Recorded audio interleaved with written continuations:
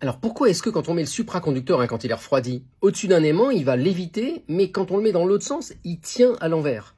Alors ça, c'est pas si simple. Ce qui se passe en réalité, c'est que le supraconducteur n'aime pas les champs magnétiques. Donc il repousse le champ magnétique et on comprend bien que là, il se met un peu au-dessus pour éviter l'aimant.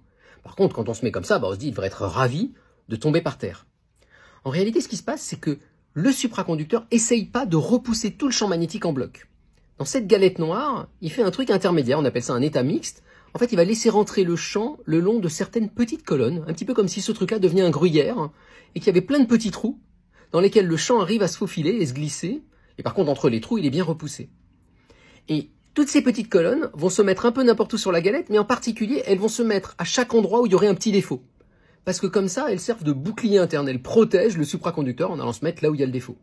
Et une fois qu'elles sont là où il y a les défauts, qu'elles sont accrochées, un petit peu comme si vous accrochiez des fils, je sais pas, des petites pinces, et elles vont plus bouger.